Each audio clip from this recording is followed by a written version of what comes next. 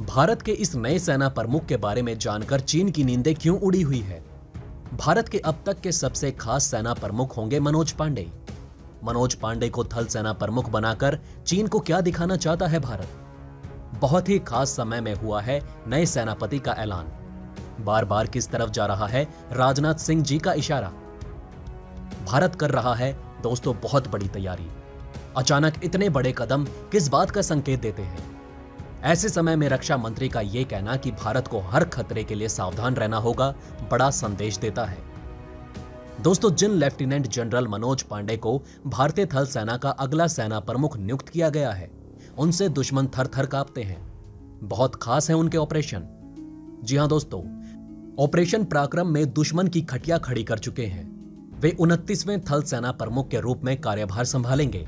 Lieutenant general Manoj Pande corps of engineers के पहले अधिकारी होंगे जो सेना प्रमुख की कमान संभालेंगे। वो जनरल मनोज मुकुंद नरवणे जी की जगह लेंगे। जनरल मनोज मुकुंद नरवणे जी का 28 महीने का कार्यकाल 30 अप्रैल को पूरा हो रहा है। रक्षा मंत्रालय ने सोमवार को ऐलान किया कि सरकार ने लेफ्टिनेंट जनरल मनोज पांडे को अगले सेना प्रमुख के रूप में नियुक्त करने का फैसला किया। Lieutenant general Pande national defence academy के पूर्व छात्र हैं। उन्हें दिसंबर 1982 में कोर ऑफ इंजीनियर्स में शामिल किया गया था। लेफ्टिनेंट जनरल मनोज पांडे ने जम्मू कश्मीर में नियंत्रण रेखा के साथ पलनवाला सेक्टर में ऑपरेशन पराक्रम के दौरान एक इंजीनियर रेजिमेंट के तौर पर कमान संभाली थी। 39 साल के सैन्य करियर में संभाली कई जिम्मेदारियां। गौरतलब है कि ऑपरेशन पराक्रम की शुरुआत दिसंबर 2001 में संसद पर हुए आतंकवादी हमले के बाद हुई थी। इसके तहत पाकिस्तान से लगने वाली पश्चिमी सीमा पर सैनिकों और हथियारों की बड़े पैमाने पर लामबंदी की गई थी। संसद पर हुए आतंकी हमले के बाद भारत और पाकिस्तान युद्ध की कगार पर आकर खड़े हो गए थे।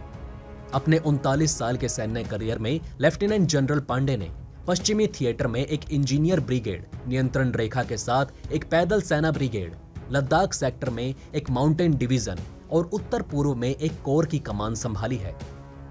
भारतीय सेना के उप प्रमुख भी रह चुके हैं जनरल मनोज। जी हां दोस्तों, पूर्वी कमान का कार्यभार संभालने से पहले जनरल मनोज पांडे अंडमान और निकोबार कमान के कमांडर इन चीफ रह चुके हैं। आपको बता दें कि पूर्वी कमान चीन, म्यांमार और बांग्लादेश के साथ सीमा साझा करने वाले सभी पूर्वोत्तर राज्यों की देखभाल करता है। पूर्वी कमान संभालने से पहले लेफ्टिनेंट जनरल पांडे ने भारतीय सेना के उप प्रमुख के रूप में पदभार संभाला था। वहीं आपको बता दें कि चीफ ऑफ डिफेंस स्टाफ की पोस्ट रिक्त पड़ी हुई है। इस पोस्ट के लिए जनरल नरवणे का नाम सबसे आगे है। कहा जा रहा है कि नरवणे ही देश के दूसरे चीफ ऑफ स्टाफ बन सकते हैं।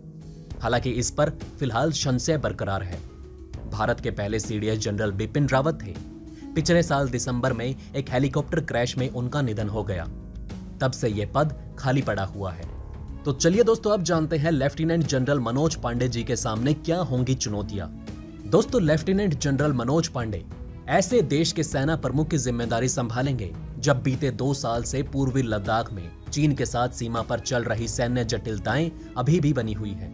अफगानिस्तान में तालिबान के आने के बाद जम्मू कश्मीर में आतंकवाद के नए खतरों की आशंकाएं कायम है, तो मौजूदा रूस यूक्रेन युद्ध के परिप्रेक्ष्य एक नई तरह के सामरिक चुनौतियों से रूबरू करा रहे हैं। इनके बीच सेना का आधुनिकीकरण और जरूरी अस्त्र शस्त्रों की यथाशीघ्र आपूर्ति नए सेना प्रमुख के लिए सबसे अहम होगी। समाचार एजेंसी पीटीआई के रिपोर्ट के मुताबिक लेफ्टिनेंट जनरल मनोज पांडे के सेना अध्यक्ष बनने के बाद तीनों सेना प्रमुख एनडीए के 61वें बैच के होंगे। वायुसेना अध्यक्ष एयर चीफ मार्शल विवेक राम चौधरी और नौसेना अध्यक्ष एडमिरल हरि कुमार उसी बैच के हैं। थल सेना के 29वें प्रमुख नियुक्त हुए मनोज पांडे महाराष्ट्र के नागपुर से ताल्लुक रखते हैं। उनका बेटा अक्षय वायुसेना में अधिकारी है, जबकि उनके एक भाई संकेत पांडे सेना से कर्नल पद से सेवानिवृत्त हो चुके हैं। 6 मई 1962 को जन्मे मनोज पांडे के पिता सीजी पांडे नागपुर विश्वविद्यालय में और मां प्रेमा ऑल इंडिया रेडियो में काम करती थी।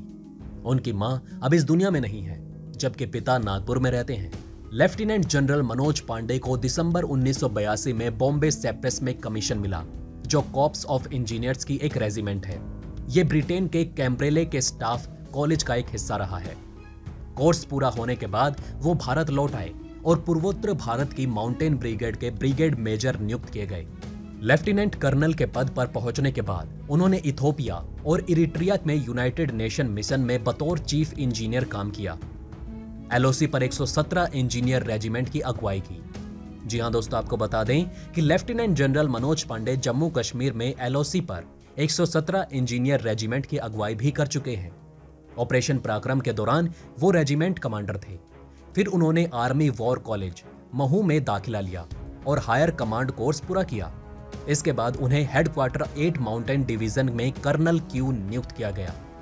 सेना के काबिल अफसरों में शुमार किए जाने वाले पांडे सेना में अपनी सेवाओं के लिए परम विशिष्ट सेवा मेडल, अति विशिष्ट सेवा मेडल, विशिष्ट सेवा मेडल जैसे मेडलों से सम्मानित किए जा चुके हैं। पांडे ने नेशनल डिफेंस एकेडमी और इंडियन मिलिट्री एकेडमी के जरिए 1982 में कॉर्प्स ऑफ इंजीनियर में बतौर सेना अधिकारी कमीशन हासिल किया था। वो ब्रिटेन के कैम्ब्रेले में स्टाफ कॉलेज का भी हिस्सा रहे और संयुक्त राष्ट्र में कई शांति मिशनों में अपनी सेवाएं दे चुके हैं। मेजर जनरल के पद पर पदोन्नति के बाद लेफ्टिनेंट जनरल पांडे ने 8 माउंटेन डिवीजन की कमान संभाली, जो पश्चिमी लद्दाख में ऊंचाई वाले अभियानों में शामिल था। इसके बाद उन्होंने सेना मुख्यालय में सैन्य अभियान निदेशालय के अतिरिक्त महानिदेशक के रूप में भी काम किया। लेफ्टिनेंट जनरल के पद पर पदोन्नत होकर उन्होंने दक्षिणी कमान के चीफ ऑफ स्टाफ की जिम्मेदारी भी संभाली। ये समय भारत के लिए बहुत खास है। खास इसलिए क्योंकि भारत इस समय किसी खास तैयारी में जुटा हुआ है। थल सेना के शीर्ष कमांडरों ने चीन और पाकिस्तान से लगी सीमाओं पर देश की राष्ट्रीय सुरक्षा चुनौतियों के साथ ही क्षेत्रीय सुरक्षा पर रूस यूक्रेन युद्ध के प्रभाव पर सोमवार को 5 दिवसीय सम्मेलन में विचार विमर्श शुरू किया। थल सेना प्रमुख MM नरवणे राष्ट्रीय राजधानी में आयोजित इस सम्मेलन की अध्यक्षता कर रहे हैं। इस सम्मेलन का समापन 22 अप्रैल को होगा। थल सेना कमांडरों का यह सम्मेलन शीर्ष स्तरीय कार्यक्रम है जो हर साल अप्रैल और अक्टूबर में आयोजित किया जाता है। ये सम्मेलन वैचारिक स्तर पर विचार विमर्श के लिए एक संस्थागत मंच है जो भारतीय थल सेना के लिए महत्वपूर्ण नीतिगत निर्णय लेने में मदद करता है। रूस यूक्रेन युद्ध की पृष्ठभूमि में रक्षा मंत्री राजनाथ सिंह ने बृहस्पतिवार को थल सेना के शीर्ष कमांडरों से कहा कि वे भविष्य में भारत के सामने आने वाली हर संभव सुरक्षा चुनौतियों के लिए तैयार रहें, जिनमें गैर पारंपरिक युद्ध भी शामिल है।